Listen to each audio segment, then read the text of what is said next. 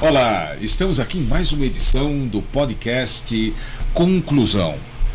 Eu sou Flávio Torresi, apresentamos esse podcast com a doutora Valquíria Savoia aqui ao meu lado. Tudo bem, Valquíria? Tudo ótimo. E hoje receberemos aqui em nossos estúdios, nos estúdios Camucá, a presença de dois advogados muito bem conceituados no direito eleitoral. Estamos aqui com o doutor Joel Milan e com a doutora Bruna Muriel, que vão falar sobre a advocacia eleitoral, sobre o direito eleitoral, enfim, meandros de um ramo, vamos assim dizer, todo particularizado do direito, onde muita coisa muda e muita coisa chega a ser curiosa, até no contexto do direito e da advocacia eleitoral. Como vai, doutor Joel? Tudo bem? Doutora Bruna? Tudo bem. É uma satisfação tê-los aqui conosco. A satisfação é nossa, doutor Flávio, doutora Valquíria. Tá? Será um prazer se nós pudermos, de alguma forma, contribuir com o pouco que nós temos aprendido. Não tenho a menor dúvida, doutor, não tenho a menor dúvida, até porque nós somos professores universitários e também um dos nossos objetivos é levar para o público acadêmico esses novos ramos do direito, ou melhor, a profissionalização em certos ramos do direito. E eu tive vendo aqui um prospecto, até conversamos até antes um pouco, eu achei algo fascinante e que com certeza na universidade não se aprende. Né? Então, trazer isso ao nosso público docente vai ser de grande valia, e eu tenho certeza que vai despertar a curiosidade e o direcionamento para o direito eleitoral de muita gente. Eu mesmo não tive direito eleitoral na faculdade, mas hoje a gente vai perguntar tudo aqui para ele. Eu, por exemplo, eu só tive opcional. Como opcional ali no final da faculdade, ali as optativas, aí eu tive eleitoral. O curso. Mas a gente vai aprender hoje. O curso que a gente não teve direito eleitoral, a gente vai aprender. Então vamos lá. Você tem a palavra, pode começar. Vamos lá. Então, eu gostaria de saber, assim, qual que é a diferença? Eu sei que tem uma diferença entre o processo civil, né, nosso, e o direito eleitoral. Eu gostaria que você explicasse um pouquinho sobre essa diferença. Primeira coisa que a gente tem que falar é que o direito eleitoral ele é muito célere. Tudo no direito eleitoral tem que ser muito rápido, até porque a gente está falando de uma eleição, a gente tem uma eleição de 45 dias de campanha, mas que se resume ali de agosto a dezembro, nós temos que fazer todo o processo. Então, num processo civil que demora aí 2, 3, quem dirá, a gente estava com processo esses dias agora de 21 anos, né? A gente tem que fazer isso em 4 meses, em 3 meses. Então, tem que ser um processo muito célere. Quer dizer, da inicial à decisão... Tudo, com recurso tudo ali nos 3 meses. Os parlamentares eleitos, as convenções ocorrem no mês de julho, e ali se escolhe os candidatos, faz toda a documentação. As campanhas começam lá por volta do dia 16 de agosto, terminam na primeira semana de outubro, e até o dia 19 de dezembro, o tribunal tem que julgar as contas desses candidatos eleitos, para que dê posse a eles, que diplome em 19 de dezembro. Então, os prazos são exíguos, e isso com fase recursal e tudo. Então, teríamos um filtro ainda, então, a partir do momento de eleito até o momento da posse, ainda tem mais um filtro que passa pela justiça. Sim, que é a questão da prestação de contas. Até 2, 3 eleições atrás, era possível que empresas financiassem campanha, hoje é só pessoa física. Então, a prestação de contas, o candidato ele tem acesso ao fundo eleitoral, que é um fundo que existe normalmente. Ele é composto por multas. Uma pessoa não foi votar, pagou R$3 de multa, para onde vai? Para o fundo eleitoral. E nos anos pares, tem um novo fundo, nasce outro fundo. Você pode separar de fundo partidário, que é aquele que a gente faz todas as multas, e o fundo eleitoral, que é esse que a gente escuta aí, o fundão, sabe? Nós falamos o FEFEC, que é o Fundo Especial de Financiamento de Campanha. Foi feito quantos bilhões? 6 bi, mais ou menos. 6 bilhões. Isso diretamente da União. Da União para os partidos. Os partidos, então, pulveriza. E esse dinheiro, doutor, se não gastar, devolve. Então, não é assim, eu vou economizar. O fundo partidário é normal. O fundo eleitoral, o FEFEC, a União repassou para o partido. Se o partido não repassar para os candidatos, faz uma GRU e recolhe. Então, todos gastam. Sim. É evidente que essa divisão depende do partido. Então, terminado a eleição, todos têm que prestar conta. A Justiça Eleitoral tem 5 anos para analisar essas contas. Mas nós temos 30 dias para prestar conta. Então, terminou a eleição, todos os candidatos têm 30 dias para prestar conta de todos os valores gastos, com todas as despesas, todas as receitas, tudo que foi utilizado na campanha, tem 30 dias ali para entregar essa documentação. E o que pode pegar? Por exemplo, vamos dar um exemplo de valor. Um deputado federal pôde gastar na última eleição por volta de 3 milhões de reais. Tá? Uma campanha, depende da campanha, uma campanha física, aquela campanha geográfica, que não é tão virtual. Nós tivemos campanhas conosco que contratou, nesses 41 dias, 1.400 pessoas para trabalhar. Então, são 1.400 contratos, com 1.400 comprovantes de pagamento, 1.400 despesas, que têm que ser todas colocadas num processo eletrônico, usa o PJE normalmente, para então ser julgado até dezembro. É tudo muito grande, só que tem que ser tudo muito sério. O que pode ocorrer, por exemplo, contratar uma pessoa que o CPF está irregular. Vai devolver esse dinheiro depois. Não tem discussão, letra da lei. Contratou uma empresa, por exemplo, que está inativa. Pode estar inapta, mas não inativa. E na hora, na correria, porque a campanha é uma corrida, é 100 metros rasos. Deu a largada, ninguém olha mais nada. E aí gastou ou contratou uma empresa ou uma nota fiscal e que não está bem clara, detalhada. E são detalhes assim que nós às vezes entendemos uma criteriosidade desnecessária, mas é fato. Ou esse tipo de despesa. Um gasto errado, por exemplo, já tivemos gastos. O que seria um gasto eleitoral? É aquela pessoa contratada para trabalhar que está distribuindo santinho, o impulsionamento do Facebook, que é o mais comum hoje que todo mundo utiliza, a alimentação das pessoas contratadas, o aluguel de um comitê, tudo isso são gastos comuns. Mas, por exemplo, para uma candidata, o gasto com o cabelo dela não é eleitoral. E acredite, tem gente que tenta pagar com no nosso eleitoral. escritório nós não permitimos, mas você vê depois, ela tinha que ir para um podcast e não fez cabelo. Aí pegou com fundo eleitoral. Isso é um erro e esse valor tem pessoal para a Justiça Eleitoral. Devolvido. E a criteriosidade da Justiça Eleitoral, a Justiça Eleitoral não tem, a princípio, mão de obra suficiente para analisar tudo isso. Na época de eleição, vem os técnicos do Tribunal de Contas do Estado e tal, e então monta uma equipe por excelência. E eles são criteriosos. Nós já tivemos casos de ter que devolver 12 centavos. E aí tem que fazer uma GRU e recolher 12 centavos. É como se fosse um imposto de renda. É jurisdicional, é um juiz que decide, mas é um sistema... Esses juízes são todos de carreira? Sim. Todo o juiz, aí eu vou entrar numa seara, mas assim, não existe juiz eleitoral. Ele é um juiz civil, criminal, por exemplo, está lá no Fórum de Santo Amaro, mas ele tem atribuído a ele ser o juiz da zona eleitoral. Então, por esse período, aí tem todo um treinamento do tribunal, mas são todos juízes de carreira. No tribunal, especificamente, né, no TRE, na composição, sim. Aí tem sim pelo 5º Constitucional, advogados. Mas os juízes das zonas eleitorais, que julgam as campanhas, é bom lembrar, campanha municipal, quem julga a primeira instância, o juiz da zona eleitoral.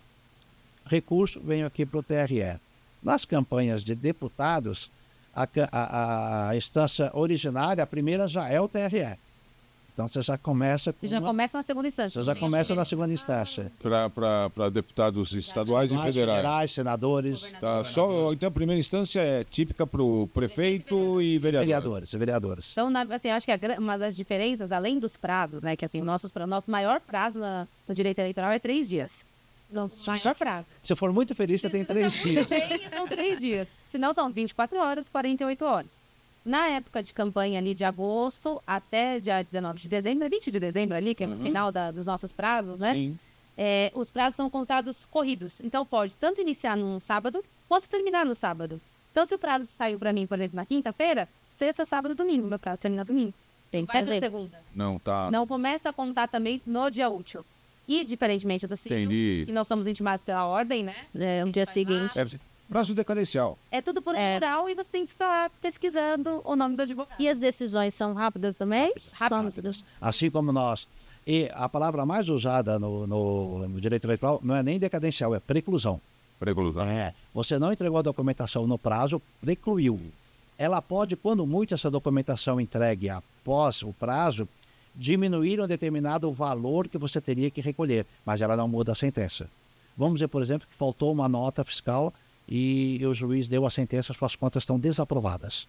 E aí você conseguiu a nota fiscal e entregou 1 hora depois. Então, aquela nota vai valer para que não seja recolhido um valor que venha fazer com que a União enriqueça, mas suas contas já estão desaprovadas. Mas já estão desaprovadas. Então, isso é um critério, é comum isso na justiça eleitoral. Preclusão é a palavra que mais se usa. E é possível, doutora Valquíria, você ser intimado num sábado e o teu prazo vencer no domingo. Às vezes é uma questão bancária.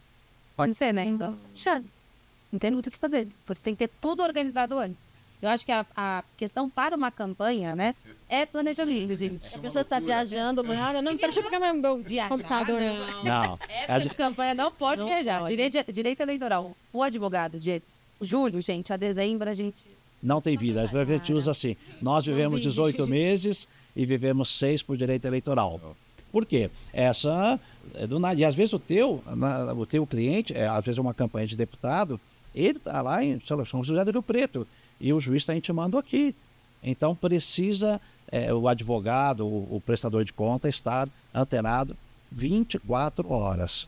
Tá? Mas eu acho que uma coisa que a gente tem que falar muito é que senão a gente assusta os estudantes, gente. Não, direito eleitoral é um campo legal, mas o que mais assim me anima, na verdade, com o direito eleitoral é você ter essa questão do começo, meio e fim. Você consegue mostrar como você iniciou o processo e como você terminou o processo. E sem contar que assim, tudo que acontecer em São Paulo vai desaguar aqui no TRS. Então você já tem a ideia de como será, o que vai acontecer. Isso ajuda bastante para você ter essa questão da economia processual, da certeza processual para chegar aqui no TRS. Diferente do cível, num recurso, qual Câmara que vai, quem vai, aqui não importa. Eu acho que são por volta em que pese ter 645 municípios, eu acredito que não chega a 400 juízes, tá, no estado, porque algumas comarcas não têm juiz, ele é tão pequeno que o juiz da cidade acumula. Por exemplo, Franco da Rocha acumula cidades que estão ali perto. Mas acontece o que acontecer, vai desaguar aqui na Francisca Michelina 1213, que tem um tribunal que já tem uma forma de pensar interessante. Então, quem acompanha o tribunal sabe exatamente quais seriam os caminhos que deve tomar numa eventual suposta irregularidade. Lá, o candidato gastou isso, devolve já, vamos fazer uma nota, vamos fazer isso, por quê? Então, tem esse lado bom. Fica mais fácil de você acompanhar as decisões que estão saindo. Aí, por exemplo, se de uma liminar, decide no dia. Sim, em horas. Liminar em horas. Eu vou falar um caso bem rápido, eleição de 2002, o candidato... Desculpa, 2022. 2022. 18 horas, no sábado, a equipe dele forrou o comitê com a propaganda e é proibido, o limite no comitê principal é 4 metros quadrados, o restante é meio metro quadrado. Isso foi às 18 horas. Às 18h20, alguém passou em frente, provavelmente o concorrente, pegou o aplicativo Pardal, fotografou e mandou. Às 18h40, o Ministério Público já havia oferecido e entrado com um pedido liminar para que tirasse tudo aquilo. A sentença saiu às 19 horas do sábado. A gente foi intimado por nós fomos intimados pelo WhatsApp para então tomar providência. Por quê? Em 1 hora, sob pena de R$1.000 por hora de multa. Ia virar à noite. E por que isso é importante? Porque é o mesmo tratamento para todos. Não importa se é o candidato mais rico, mais importante, se é o seu José que está na primeira eleição. Todos têm o mesmo tratamento. Então, a diferença do direito eleitoral é que todos os direitos teriam isso, no direito eleitoral é operacional, é ali. É uma liminar, então tem que caçar, tem que ir atrás. Então, por isso essa questão de ser bem rápido. Eu acho que até umas 4 eleições passadas, as intimações ainda eram por fax. Um pouco por mais. Fax 2018, fax, acho que era, né?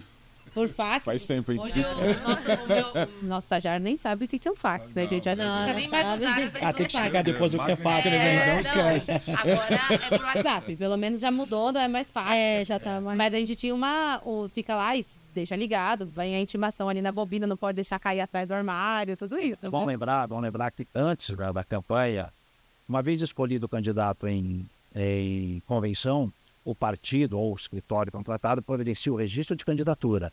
E é ali que se identifica o advogado. O WhatsApp vai nesse documento. Então, acompanha então desde o início. Sim. Desde julho que tem lá a convenção que escolhe os candidatos, Aí você escolhe os candidatos e vira toda uma documentação judicial para esse candidato ver se ele está apto. E tudo isso é um processo. É um advogado por candidato ou... Não. O advogado pode ser do partido? Pode ser do partido, o advogado pode ter vários candidatos. Depende quando o advogado sim, mas cada candidato tem que ter um obrigatório. Todo candidato tem que ter um... Até 2014 não era obrigado a ter advogado. Então o candidato ia lá, fazia lá a prestação de contas, colocava o endereço, gastava o dinheiro de qualquer maneira, a Justiça Eleitoral está errado, vamos chamar o candidato. O endereço ninguém achava, agora não. Então, as intimações são diretamente para o advogado, então não tem como o candidato não prestar conta. Obrigatório tanto advogado quanto contador para os candidatos. O doutor estava falando de propaganda. Hoje parece que mudou um pouco os critérios da propaganda eleitoral, né? Como é que podemos entender isso hoje? Flávio, é uma linha tênue entre o que pode e o que não pode. Até uma brincadeira dos nossos amigos eleitoralistas, dizem que quando eu e a doutora Bruna damos um curso, eu sou pode, ela não pode. Eu sou mais político. Ele é muito político, sabe? Então ele sempre tenta, eu sou mais rígido, eu acho. Mas nós tivemos o que acontece? Antes do dia, vamos falar a última eleição, 16 de agosto é o dia, às 0 horas do dia 16 de agosto poderia fazer a campanha. Antes disso não poderia. Qualquer coisa feita no dia 15 era atemporal e seria passível de multa. Padrão de 5 a 25 mil, essa multa por ato. Muitas pessoas usaram, antes do dia 16 de agosto, aqui está o candidato X, vem comigo, vamos juntos. O tribunal... Conto com você. Não está pedindo voto. O Tribunal Superior diz que se não houver pedido explícito de voto, não tem por que multar. Mas os tribunais entendem que essas palavrinhas mágicas são passíveis de multa. Então, a campanha oficialmente começa no dia 16 de agosto. E a propaganda mudou muito. Minha primeira campanha foi em 96. Então, assim, nem tinha internet.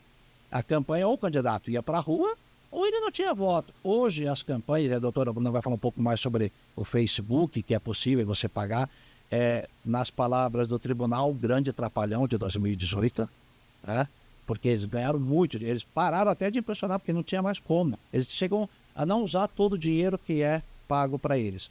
Mas hoje a campanha ela pode ser física ou virtual. E não tem campanha melhor ou pior. Nós temos na Câmara Municipal... Pode ser híbrida também, né? Pessoas que foram eleitas com campanha 80% virtual e temos pessoas que foram eleitas com campanha 80% física, porque é o jeito dele, é uma campanha geográfica, uma campanha mais de bairro, né? Então, cada candidato tem a sua, mas a questão da propaganda nas redes sociais... O que tem que lembrar é que, assim, quando a gente fala de propaganda física, é aquele santinho que a gente está acostumado, né? Santinho, santão, aquela plaquinha de casa, sabe? Só que tudo isso tem limite. Tudo tem uma metragem, tem que ser feita, as informações que tem que ter lá, o que tem que constar na nota. Então, tem tudo uma questão delimitada pela resolução do TSE. Não é que você pode fazer da forma que você bem entender, claro. O logo ali, o que você vai falar, tudo bem. Mas as formas já são delimitadas por lei. Seja, então, o santinho, aquele perfurado que coloca no carro. Sim. Aquela plaquinha de casa. Isso são todas as formas que a gente está mais acostumado.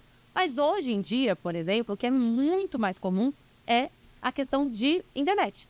Seja o impulsionamento do Facebook, quando eu falo Facebook, gente, Facebook, Instagram, todas as mídias sociais. É permitido fazer esse impulsionamento. Eu acho que hoje a maioria das campanhas utiliza isso, colocam valores absurdos de impulsionamento. E o Facebook ele emite nota fiscal, tudo certo dentro da lei, desde que tem aquela questão do rótulo político, sabe? É que como a gente está tão acostumado, a gente acaba não vendo. Mas sempre que vier uma propaganda eleitoral para você, vai ter que vir assim, propaganda política. Para você saber que aquilo ali é uma propaganda política. Então, tudo isso já vem no Facebook. O Facebook fez um acordo, né, com o TSE para poder fazer. Tanto que o Google, por exemplo, não entrou nos critérios do TSE. Então, eles não fizeram um acordo, não teve a propaganda pelo Google impulsionada. Teve só no Meta, né? Só no Facebook e no Instagram. No Google não teve. Sabe quando a gente coloca, pesquisar no Google, não tem aqueles patrocinados? Sim, no início para o Google. Para a parte eleitoral não teve esse ano. Foi o primeiro ano, não teve. Deixa eu acabar. 2022 já ainda teve, 2024 não teve. Então são esses dois tipos, acho que maiores, né, de propaganda, seja pela internet ou uma coisa normal, por exemplo, podcast. Posso ser convidada para ir no podcast? Posso, eu for candidata, venho aqui, converso com vocês, posso pedir voto, mas eu não posso pagar para aquele podcast falar gente. Não posso pagar, por exemplo, para um influenciador. O influenciador tem que falar, eu, Bruna, vamos dizer que eu fosse um influenciador, eu posso falar o meu voto, mas eu não posso ser paga para falar que eu vou votar em alguém. Princípios fundamentais do direito eleitoral: equilíbrio. Porque se pudesse pagar, os mais abastados pagariam mais. É uma questão de equilíbrio. Falar em equilíbrio, como é que funciona a fake news? Fake news. Difícil. Nós somos combinados que não ia. Não, bem prévio. Da fake news é que a gente tem que lembrar da celeridade. Por que tem que ser tão rápido? Porque o estrago da fake news é gigantesco. Então, apareceu uma fake news, a gente já tem que entrar com remédio processual para tentar tirar. Entendi. Claro. Mesmo assim, ainda existe o estrago da fake news. Sim. Uma vez veiculado. O TSE faz diversas legislações, tudo para que a gente não tenha esse impacto. O Facebook, o Meta, né, entrou com todas as medidas para diminuir o impacto da fake news, mas, infelizmente, depois que a fake news está na rede, não tem forma de tirar esse impacto dela. O que a gente pode fazer é uma questão processual, vai ter multa, vai ter que tirar do ar, às vezes perde... Indenizações, alguma coisa assim? Indenizações, multas. Tudo. Mas, já teve impacto. Às vezes, mesmo o candidato sabendo, a campanha municipal, por exemplo, quando é num município pequeno, ali é uma briga voraz. Sim. É um tiro só. Então, assim, às vezes vale a pena, e não é a nossa opinião, mas é que a gente percebe. Alguns candidatos soltam uma fake news sabendo que vão pagar multa, mas eu sempre brinco, a multa é dinheiro, e dinheiro é planejamento. Então eles falam, não vamos longe. Numa campanha presidencial, vamos dizer assim, o padrinho, cada vez que subia no palco, tomava uma multa de R$5 mil. Estava no pacote. R$5 mil.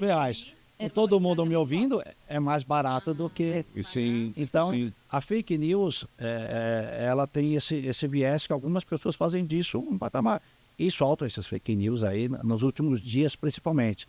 E o estrago político, doutor Flávio, uma vez feito, até você explicar, e não dá tempo. Então, a preocupação sempre dos gestores de campanha, dos advogados, são os últimos dias. Porque se você fala fake news em agosto, setembro ela já perdeu. Agora, você solta uma notícia, algo, faltando 3 dias para a eleição, que fulano está inelegível. Como faz? E não é verdade. Vai pagar multa, sim, mas quem está lá tentando mostrar que não está inelegível é o candidato que corre o risco de perder. Então... E pela legislação, você fez a fake news. Se você for condenado, você tem que dar a mesma amplitude para mostrar que não é uma fake news. Então vamos dizer que eu coloquei no meu post do Instagram, no post no Facebook, e coloquei, por exemplo, no horário de TV. Se for confirmado que foi uma fake news com multa, um candidato que foi derrotado ou que sofreu a fake news, ele tem que ter o mesmo espaço. No Instagram, um post no Facebook e o horário da televisão. Mas como é que a gente garante que realmente vai conseguir coibir essa fake news, que vai tirar esse impacto do tipo? Se isso implica em algum delito, algum crime, também é a Justiça Eleitoral competente para isso. É bom lembrar que a Justiça Eleitoral tem uma equipe própria de juízes para propaganda. Porque é tão rápido, vamos dizer... Uma câmara para isso. Na verdade, são juízes que estão lá, fazem parte do corpo, mas eles estão específicos para propaganda. Por quê? Saiu uma notícia no rádio. As propagandas no rádio são às 7 horas da manhã. E alguém falou lá, isso. Tem que caçar para não vir no meio-dia, porque vai repetir, né?